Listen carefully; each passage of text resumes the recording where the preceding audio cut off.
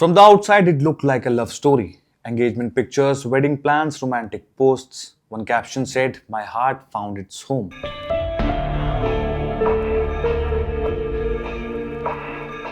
But weeks later, Pune's Ketan Agarwal was found dead in a gorge near Lohagad Fort. At first, police looked at it as a trekking accident.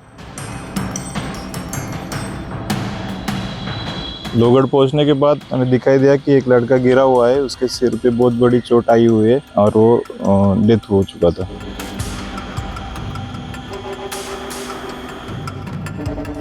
18 जून को जब ये वारदात हुई उस वक्त accidental death के तौर पे हमारे यहाँ पे रजिस्टर हुआ था और सब लोग एक्सीडेंट के तौर पे उस पे देख रहे थे। Then the investigation changed the direction. Investigators arrested Ketan's fiancée Goyal and Chetan Chaudhary, alleging that the fall was not accidental but part of a planned murder conspiracy. Police also alleged that there had been earlier failed attempts before the fatal incident. These are police allegations. Guilt will be decided by court. But this case leaves behind a difficult question. When violence happens inside a relationship, do we notice every victim equally? I'm Lev Sharma and you are watching DNA in Focus. Today we are not looking at this story as a gender debate. This is not a story against women, and this is not a story that reduces the seriousness of crimes against women. India's official crime data continues to show a large documented crisis of violence against women. So the point is not to reverse the debate. The point is simple. Violence inside relationships does not always look the same.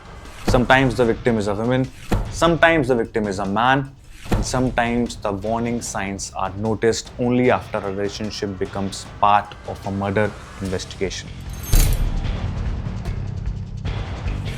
Ketan Agarwal's case is not the only one that has stayed in public memory. In Meghalaya, the Raja Raghuvanshi honeymoon murder case shocked the nation. Police filed a charge sheet naming his wife Saurabh Rajput, her alleged partner Raj Kushwaha and others as accused. In Meerut, former Merchant Navy officer Saurabh Rajput was allegedly killed by his wife Muskan Rastogi and her lover Sahil Shukla. His body was later found sealed inside a cement-filled drum. In Bagpat, Uttar Pradesh, police arrested Rachna after her husband Sachin Dagar was found dead. Police alleged that he was drugged and strangled with the help of her lover. In Gurugram, police arrested a woman, her alleged lover, and others for allegedly murdering her husband Vikram and burying the body. And in Delhi, the death of Judge Aman Sharma added another layer to this debate. His family alleged mental harassment linked to marital disputes and demanded a fair probe. These are family allegations. The facts must be established through investigation. But the case reminds us that relationship abuse is not always physical. Sometimes the warning signs are emotional and psychological. Different cities, different families, different methods, but one common thread. The danger did not come from a stranger. It came from inside a relationship. Here the language has to be careful. India's official data on murder, suicide, domestic violence and crimes against women. But a simple national category like husband killed by wife, fiancé or intimate partner is not easily available as one clean public number. So researchers and civil society trackers often rely on public reported cases. One 2025 academic paper based on media reported cases from 2022 to 2025 estimated around 270 to 300 annual cases of husbands murdered by wives. Another 2023 case compilation documented 306 cases of men allegedly murdered by wives or intimate partners. These numbers should be treated as indicators of reported cases, not final conviction totals. The available data in recent cases suggest one thing clearly: male victims inside relationships exist, and their cases need serious, factual attention. A peer-reviewed study using National Family Health Survey data also looked at physical violence against husbands. The study clearly noted that women face a higher burden of spousal violence overall. But it also found that men experiencing physical spousal violence are not unheard of. That is the balance this story needs. Women's safety remains a major national concern. At the same time, men who face threats, violence, blackmail, coercion, emotional pressure or alleged mental harassment inside relationships also need a way to speak before things turn fatal. This is not about comparing pain, it is about recognizing risk. Because when a warning sign is ignored, it does not matter whose name is on the complaint. The danger can still become real. Many men are taught to stay silent.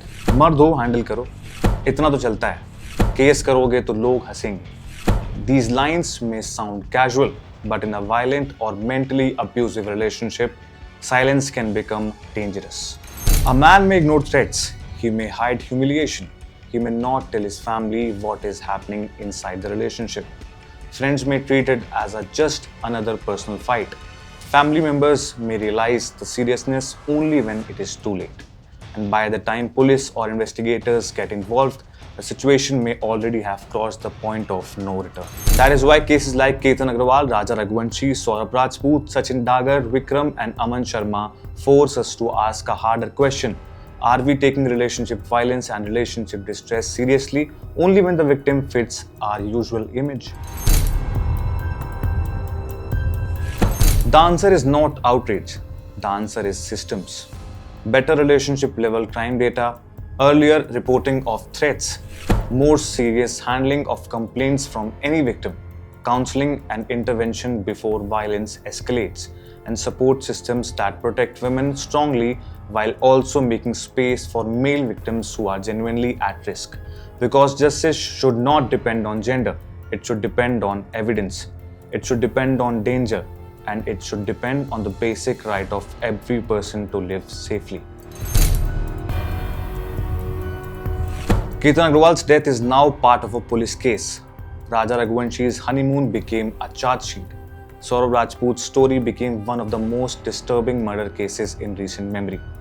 Aman Sharma's death has raised questions of alleged mental harassment and the need for a fair probe. These cases are still for investigators and courts to decide. But outside the courtroom, they leave us with one question.